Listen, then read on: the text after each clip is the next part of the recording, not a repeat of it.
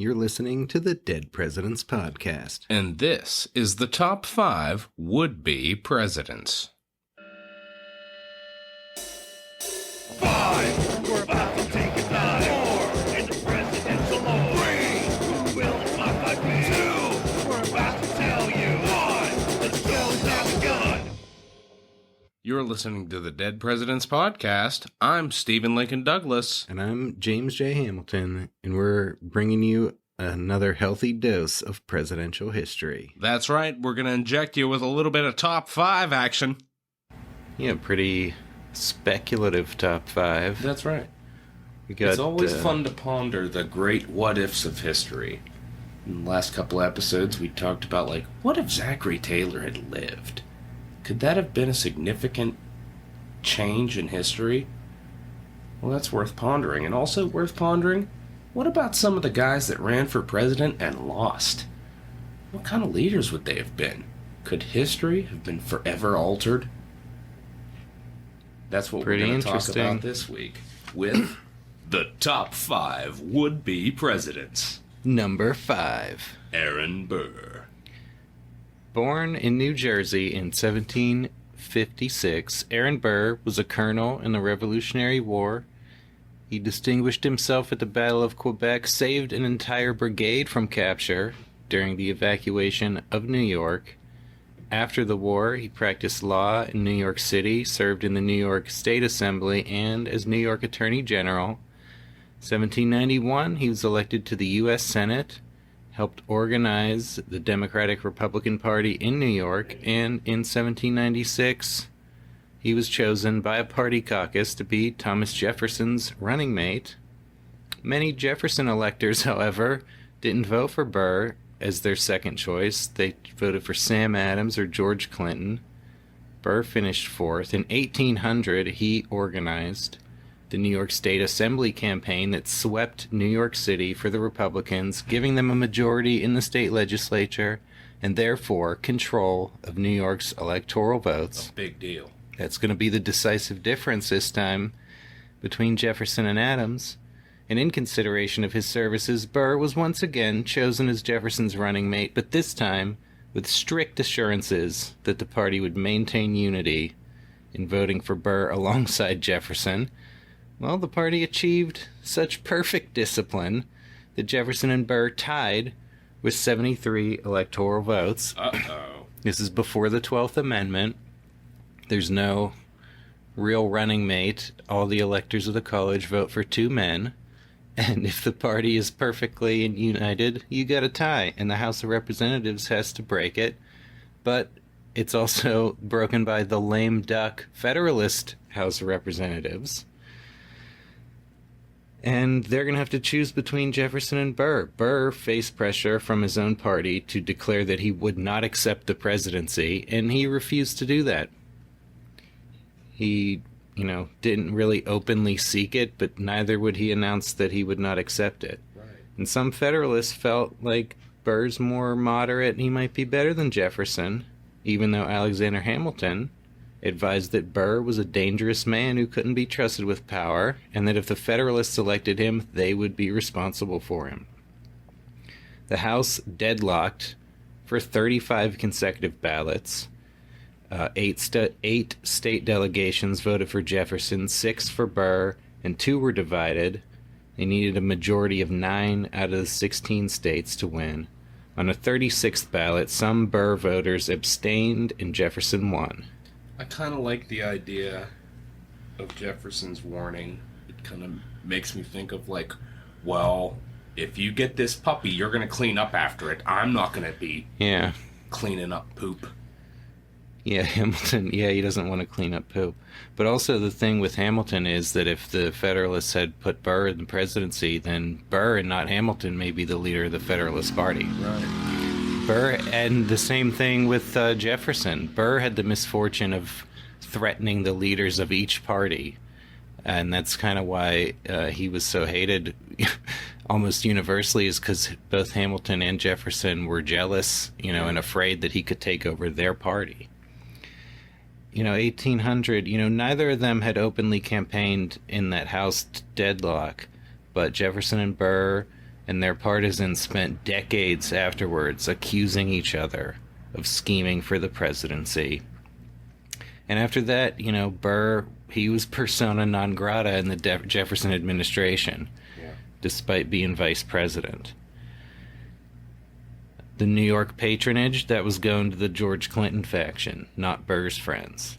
But Burr, he remained loyal to Jefferson for a time. In 1802, the Senate tied on its vote to repeal the Judiciary Act, aka the Midnight Judges Act. Burr broke the tie in favor of the repeal. It was said at the time that if Burr had repudiated Jefferson and voted against the repeal, he would have instantly become the Federalist candidate for president in 1804. Not that that would have been worth much, because the Federalists were not winning in 1804. Right. That year, 1804, George Clinton replaced Burr as Jefferson's running mate. Burr openly broke with Jefferson, ran for governor of New York, lost. That campaign fallout led to the duel with Hamilton. Right. And then in 1807, the Jefferson administration charged Burr with treason over his alleged plot to invade Mexico and possibly separate Western states from the Union. But he was acquitted for lack of evidence after Chief Justice Marshall defined treason narrowly. Wow. Yeah, I think it's pretty interesting to speculate about Burr because, let's see, in the until 1824, I think the first 9 presidential elections, Burr is the only non-president who got anywhere close to winning any of those elections. Yeah. So he's really the only person who got close and never became president. He might surprise some of our listeners as a choice here, because he has such a stigma about him. Mm-hmm. Yeah, he gets a pretty bad rap, but like I said, he was criticized by both parties who were afraid of him, and I think a lot of the criticism of him was unfair up until around the time he dueled Hamilton and then started doing the Burr conspiracy. Yeah. I think it's almost like he spent his whole career trying to be above the fray, and everyone was still slandering him anyway. Eventually he got to the point where he's like, oh, you all think I'm a villain? I'll show you a villain. Yeah. But in 1800, he had the reputation of being, moderate, not idealistic. If he had got in there with Federalist support, he would have been in like a George Washington type position of having to have Hamilton and his supporters on one side and Jefferson on the other and trying to keep balance between them. Yeah. And if he could have pulled that off, being from New York, being the big swing state, and especially if he happened to be in there when the Louisiana Purchase just fell into his lap, could have been a huge thing. Because Hamilton, his opposition to Burr wasn't like ideological. He just thought Burr was dangerous and wanted power for himself. If Burr got in there and had a chance to maybe prove Hamilton wrong, could have got him on board, tried to keep the Jeffersonians on board. It could have been a huge thing. There could have been no Jeffersonian era. It could have been the Burr era. Yeah. And also, Hamilton felt that if Burr got into power, he would never leave. So also, maybe Burr would have broken the 2-term precedent and continued in power. Because he was a young man, a military hero, and, a consummate gentleman. Or it could have all blown up in his face and probably both factions hated him and get him thrown out of there. Yeah, that's the thing. It could really go either way in this case. Yeah, I think one thing that if he had gotten in there following the Louisiana Purchase, when a lot of Americans wanted to go to war against Spain for Florida and Texas, and Jefferson was not about that at all, I think Burr would have been more about that. Yeah. And we probably would have been in some wars against Spain, seizing some of their territory a lot earlier. Yeah, that's a distinct possibility. Mm-hmm. Oh, the speculations you'll have and continue to have as we proceed to the top 5 would-be presidents. Number 4. Wendell Wilkie.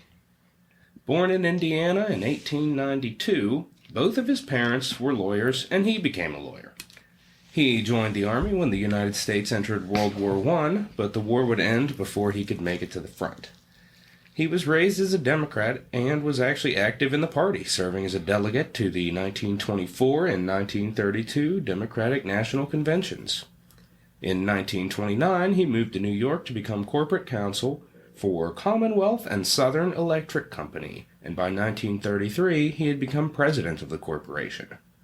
He fought a 6-year battle against the federally created Tennessee Valley Authority, which was a competitor of Commonwealth and Southern, arguing that government intervention hurt the power industry. He met twice with President Roosevelt and in 1939 negotiated to sell Commonwealth and Southern's assets to the TVA for an advantageous price. That year, he joined the Republican Party and was on the cover of Time magazine. He became the face of opposition to FDR's anti-business policies. He announced that he would accept the Republican nomination for president, but didn't run in the primaries, banking on becoming the compromise candidate at a divided convention. That is exactly what happened. Wilkie gets nominated on the 6th ballot after Ohio Senator and son of former President William Howard Taft, Robert Taft, and Manhattan District Attorney Thomas E Dewey both failed to garner a majority. In the general election, Wilkie promised not to repeal the New Deal's social welfare programs and supported FDR's aid to the Allied powers, which turned off many isolationist conservatives. Now, late in the campaign, Britain, looking victorious in the battle for Britain, Wilkie starts speaking in more isolationist terms, calling FDR a warmonger, which prompted FDR to assure Americans that their boys would not be sent to a foreign war. Polls show Wilkie within striking distance, but he only gets 45% of the vote against 55% for FDR. He wins 10 states and secures 82 electoral votes against 38 states and 449 electoral votes for FDR. Now, this was the big no third term. Mm-hmm. I have that campaign button. It's Uncle Sam giving a thumbs down and just says no third term on it. It doesn't say anything about Wilkie. It's a Wilkie button. Yeah. You'd think that alone would be a big reason to vote for Wilkie. Well, and another thing there is, up to this point, FDR is not entirely successful. No. His first two terms have been, nothing spectacular. The Depression is still going on. Yeah, I mean, he's trying a lot of stuff that, and really, we're talking like some socialist programs here. Mm-hmm. And yeah, I think it's not really helping. Yeah, I think by this election, FDR was almost trying to distance himself from the New Deal, and I think he pushed Henry Wallace off the ticket as vice president because he was too closely associated with the New Deal. Yeah. So Wilkie, that would have been the chance to beat FDR. For sure. After the election, Wilkie supported Lend-Lease aid to Britain, and after Pearl Harbor, he supports FDR, and he actually gets sent on a foreign mission to North Africa, the Middle East, China, and Russia. He published the best-selling book One World about his travels. He ran for the Republican nomination again in 1944, but was defeated by Dewey, and was actually considered by FDR for the vice presidential nomination that ended up going to Harry Truman. He had a heart attack in August 1944 and died in October after a dozen more heart attacks. Had he been elected in 1940, he would not have lived out his term. And his running mate, Charles McNary, also died 8 months previously in 1944, which would have resulted in the Secretary of State becoming president. Yeah, the line of succession at that time went to the Secretary of State. Yeah, Wilkie, a businessman. Mm-hmm. Business background. He's like the initial businessman candidate. Yeah, no real political offices in his past. He'd done some political work, but hadn't held public office. Yeah, but I guess he had the reputation of being kind of down the middle, a former Democrat running as a Republican. And then 1944, he's considered as the Democratic vice presidential candidate. Yeah, it's pretty interesting. By the guy who he ran against last time. Like Yeah. that, you're not going to see that happen anytime no, soon. And another chance that he could have become president. Yeah, definitely. I mean, not that Wilkie would have lived into the next term That's either, right. but Yeah, Wilkie was a really heavy smoker.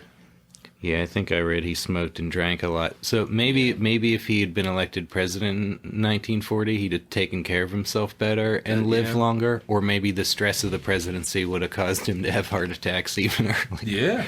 Yeah, you never know. And he faced some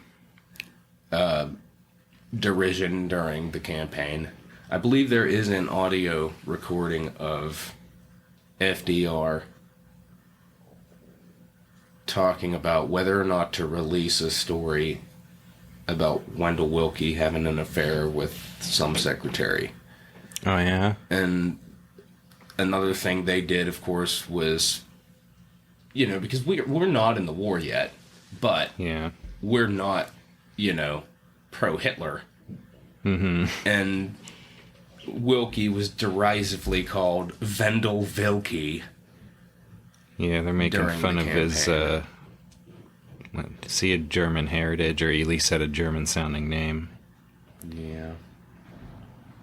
Yeah, he was having an affair with some other woman who ended up being the editor of his book, One World. She was like an author. I'm forgetting her name now, but I had heard of her when I read it. But yeah, so FDR's third term, which would have been Wilkie's term, was his most successful. That's the term where we're like winning World War II. Right. If Wilkie had been in there then, not only would the two-term FDR probably be remembered as a failure, but if Wilkie had been in there and done as good as FDR did in that term, he'd have probably been remembered as a great president. Yeah. He would have served one term, died, and been the guy who won World War II. Yeah. That very well could have been Wendell Wilkie. It would have been huge. Mm-hmm. But it was not to be. No. And continuing on with the not to be, it's the top 5 would-be president, Number 3. Henry Clay. Well, our listeners are pretty familiar with Henry Clay over the past... score of episodes. Yeah. Henry Clay's been a player since the Madison administration through the Fillmore administration. Yeah, honestly, one of the most important figures in early political history that didn't become president. Yeah, and probably more important than a lot of guys who did become president. Yeah, I mean, because when I think of important figures that didn't become presidents, like Ben Franklin, Alexander Hamilton, Henry Clay. Yep. Daniel Webster, those type of people.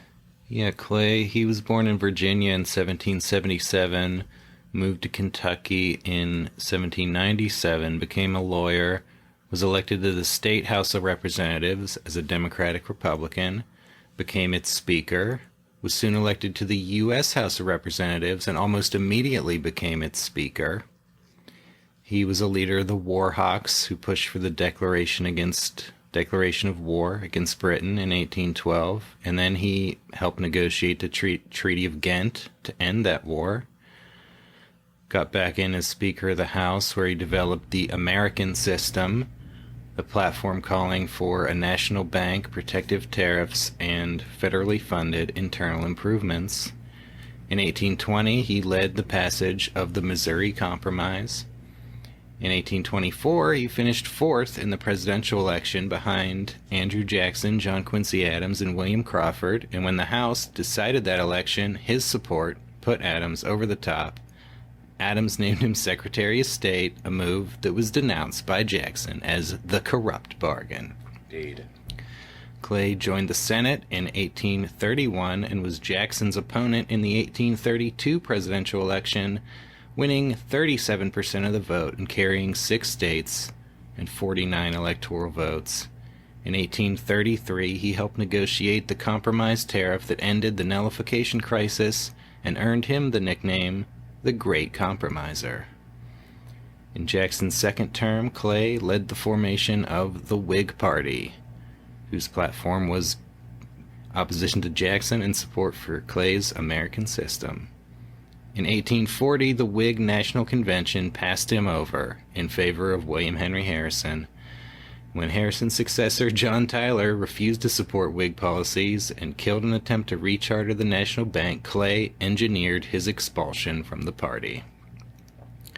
Clay left the Senate in 1842 and won the Whig nomination in 1844, but narrowly lost to James K. Polk.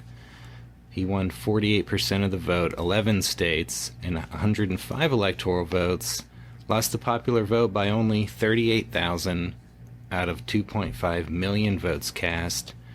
He sought the Whig nomination again in 1848, but was passed over once again in favor of another Whig general, Zachary Taylor. Clay returned to the Senate in 1849 and helped craft the Compromise of 1850. In 1852, he died of tuberculosis in Washington, D.C., and became the first person to lie in state in the Capitol Rotunda. Yeah, Henry Clay, a huge figure. Oh, yeah. Now, he's one where the speculation is more interesting in a sense because there's so many different times. Yeah, like he basically ran times. in 5 out of 7 elections. Yeah. I think probably his best chance of winning would have been 1840. Yeah. When they nominated Harrison instead. And that may have also been his best chance to be successful as president. That's right. You figure if he got in there in 1840, we're not annexing Texas when we did. No. There wouldn't have been the Mexican-American War, and then the sectional crisis over all the land we got from that. There probably wouldn't have been a civil war as soon as there was, if at all. And what happens but then we don't have the sea to shining sea America that we know and love. Well, that's what I was going to say. What happens if Clay gets in there in 1844? And Texas has been annexed, and suddenly we have Henry Clay as president. Well, I think if Clay had won the election of 44, Tyler couldn't have pushed through annexation in his past several months, because he used Polk's election as the popular mandate to jam that in there. But Texas wouldn't. He might not have been able to do that had Clay won. Yeah, but Texas would still be there. It might have, if things didn't go well for Clay, then a Democrat would have probably won next time and annexed Texas, and we'd be right back on the path we ended up on. So who knows? But yeah, he was a great compromiser. Mm-hmm. Abraham Lincoln referred to him as my beau ideal of a statesman. Yep, Lincoln was on board with the American system from a young age. For sure. Monumental figure, Henry Clay. Yeah. Gotta figure, if someone like him had been around in 1860, maybe we could have had a compromise. It's a distinct possibility. And that's going to bring us down to the top 5 would-be presidents. Number 2. Thomas E. Dewey. Born in Michigan in 1902, Dewey went to law school in New York City, where he became a federal prosecutor. He took on organized crime during Prohibition and convicted the infamous bootlegger Waxy Gordon.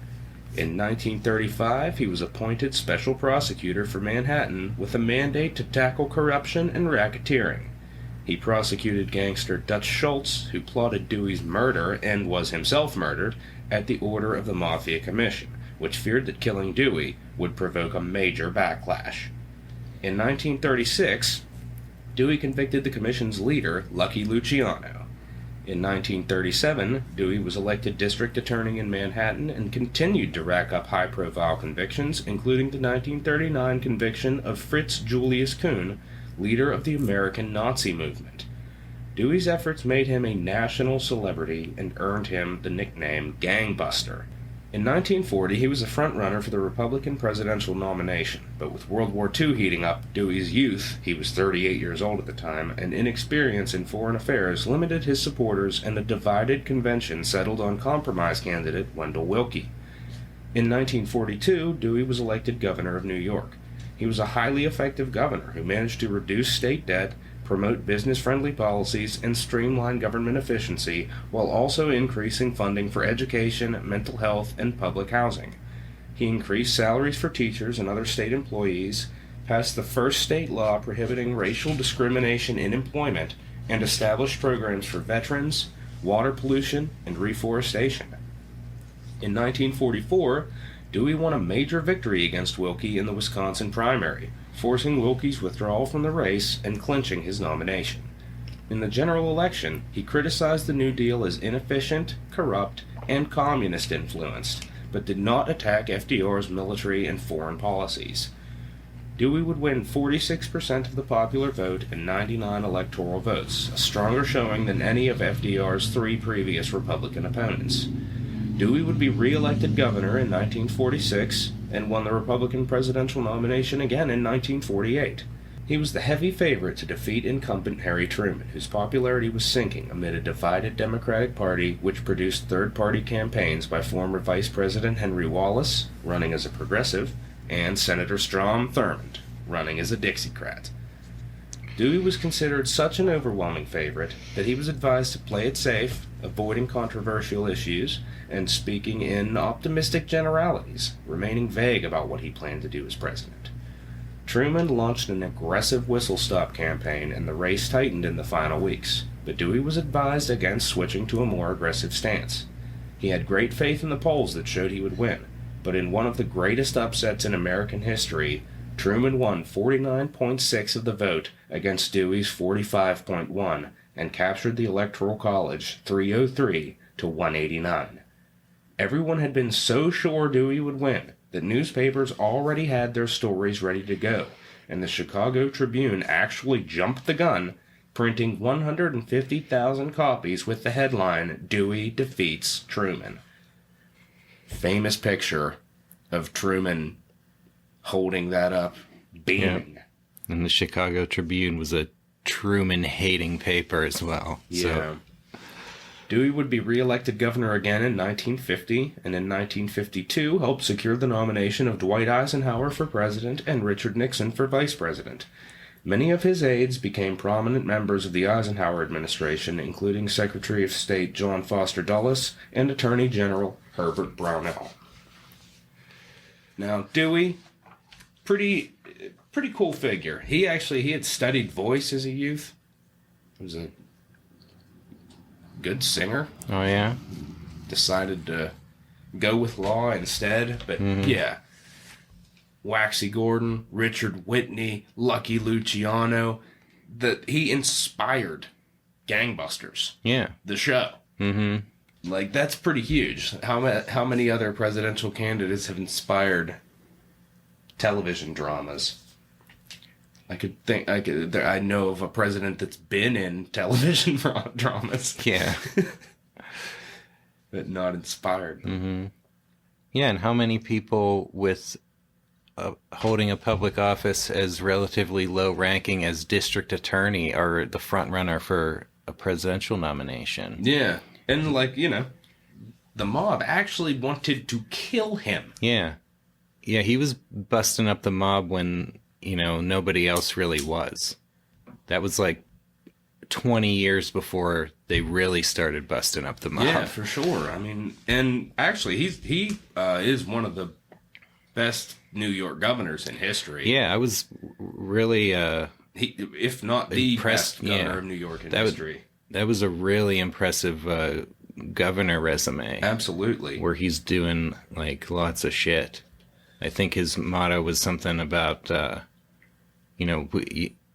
pay as you go progressivism. You can have all this and also pay for it, which members of both, sides of the ideological spectrum often can't do both of those things. Dewey was doing it. Yeah. He seemed like a guy who just knew how to get shit done. Absolutely. Super effective. And it's another interesting speculation here. If he had beat FDR, he would have come in at the tail end of the Second World War. Yeah. Yeah, he could have got credit for wrapping that war up, and then of the next 8 years, basically. A pretty Yeah. good time. I mean, Truman, pretty highly remembered for his accomplishments during that period. Dewey could have done the same and then turned things over to Dwight Eisenhower. Yeah. And there could have been like a Republican kind of hold for a little bit, because the Democrats, you got to remember, you're talking 12 years that they've had the presidency. Yeah. And if Dewey had gotten in at that point, he might have been considered one of the stronger presidents if he followed a similar trajectory in terms of what Truman ended up doing. Yeah. He Yeah, probably it's a- could have been considered a great president Yeah. if he could have done what he was doing as governor, as president. For Definitely. Yeah, and had he beat Truman, well, that's an interesting one to think about, because Truman's term in his own right is considered the weaker of his, terms. He Yeah. finished up. His finish up to Roosevelt is where Truman gets his high markings. Yeah. But then if Dewey had come in then and got reelected, he would have been in there during what ended up being Eisenhower's first term. Right. So it would have been encompassing the whole Korean War. Yeah. See if he could, do to Korea what he did to the Mafia Commission. Yeah, that's right.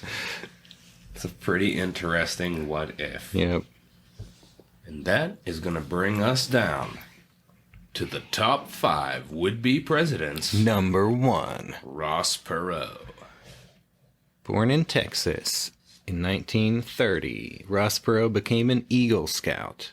He entered the U.S. Naval Academy in 1949. He left the Navy in 1956 with the rank of lieutenant. Then he became a top salesman for IBM, once fulfilling his annual sales quota in just 2 weeks. Yeah. 1962, he left IBM and formed his own company, Electronic Data Systems, which landed a lucrative government contract to computerize Medicare records. The company went public in '68, and within days, its stock price had increased by 1,000%. In 1979, when 2 EDS employees were imprisoned by the Iranian revolutionary government, Perot organized a rescue team that got them out of the country. Well, that's some pretty serious shit. Yeah. 1984, General Motors bought a controlling interest in EDS for $2.4 billion. 1985, Perot invested $20 million with Steve Jobs, who had just left Apple at the time. 1988, Perot founded Perot Systems, an information technology company that was acquired by Dell in 2009 for $3.9 billion. He has a knack for creating valuable companies. That's for sure. In the 70s and 80s, Perot was an activist in the Vietnam POW MIA issue. He criticized the U.S. government over potentially hundreds of American servicemen who may have been left behind in Vietnam. Perot is also the favorite would-be president of John Rambo. That's right. Because of that. He engaged in unauthorized back-channel discussions with Vietnam that caused tensions between Perot and the Reagan and Bush administrations. In 1990, Perot strongly opposed the Persian Gulf War and criticized Congress voting itself a pay raise while average Americans' wages were not increasing. In February 1992, he announced that he would run for president as an independent if supporters could get him on the ballot in all 50 states. He came out in favor of balancing the budget, ending the outsourcing of jobs, and electronic direct democracy. He benefited from populist resentment against establishment politicians and received support from moderates, liberals, and conservatives. In June, Ross Perot actually led a Gallup poll with 39% support over 31% for Bush and 25% for Clinton. He's a third-party independent candidate who's leading the presidential election just a handful of months before That's right. the vote. But in July, his campaign fell into disarray, with his top campaign managers resigning or threatening to resign, reportedly because Perot wouldn't follow their advice, wanted to handle everything himself.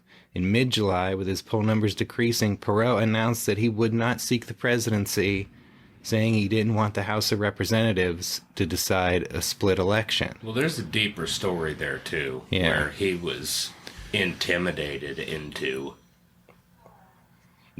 dropping out. Yeah, didn't he say that he was threatened that the Bush campaign was going to... the Bush campaign was going to, release dirt on his daughter who was about to get married over some such. Mm-hmm. But basically it got dirty, and he didn't want to risk it. Yeah. So he which was a sad mistake. He dropped out of the race at that point, and a lot of his supporters felt betrayed because he had been doing so good. And then October 1st, after he had qualified for the ballot in all 50 states, he re-entered the race and appeared in the debates with Bush and Clinton. And another Gallup poll showed that he won the first debate. Yeah. That's what people thought. Though he didn't end up winning any states, he did receive almost 20 million votes, the most ever for a third-party candidate, and he won 18.9% of the popular vote, the most for a third-party candidate since Teddy Roosevelt ran in 1912 as a Progressive Party candidate. In 1993, Perot opposed NAFTA and debated Vice President Al Gore on that issue on Larry King Live. In 1995, Perot founded the Reform Party and was its presidential nominee in 96, receiving 8% of the vote. Wow, if this campaign had gone differently, he didn't drop out, the campaign management aspect of it had gone more smoothly, he very well could have won the election. Or we could have had a House of Representatives decision on that election. He was afraid of that happening. Well, he could have won that. It's possible. I feel like if he was the clear popular vote winner, that there would have been huge pressure on the House to choose him. Because you got to figure every member of the House is a member of one of the two parties, and their instinct would be to vote for whoever their party's nominee was. But if things were so split, and Perot was taking support from both parties, he's the compromise candidate, and if he got the highest popular vote, if Bush or Clinton had squeaked in that way, their presidencies would have been doomed. Yeah. I will say, now, I agree with the Gallup poll on the first debate. If you watch the first debate on YouTube, I think it is clear that Ross Perot is talking sense and the other two are typical. Mm-hmm. Just politics as usual. Also, Ross Perot self-funded a whole series of PSAs on different policies for his administration. And if you go back and watch them, wow, in hindsight, did he seem right? I think with Ross Perot, we could have been a lot better off. I think the problem was he was honest about the fact that some sacrifices were going to have to be made now for things to be radically improved in the future. Nobody wants to hear that. No. Well, a lot of people liked what he was saying. He was right. Yeah, man, so many things could have been different if he got in there. Because things, since that time, things become increasingly more and more partisan. If he had got in there, Jay Leno would have lost, 10% of his overall joke? Yeah. Input? Yeah. Perot wouldn't be giving Jay Leno the same kind of dirt. Yeah. What was that? I think they said, 10% of his, comedic output overall of his entire career. Yeah, 10% of all jokes told on The Tonight Show were about Bill Clinton. Yeah. Yeah, Monica Lewinsky wouldn't have gotten her internship. Well, they didn't hold back from making fun of Ross Perot. They tried to make him look like a complete nutcase idiot, which is too bad. Well, yeah, he seems... And he certainly would be a different kind of guy becoming president. An Eagle Scout. He's making his yearly sales quota in 2 weeks. Yeah.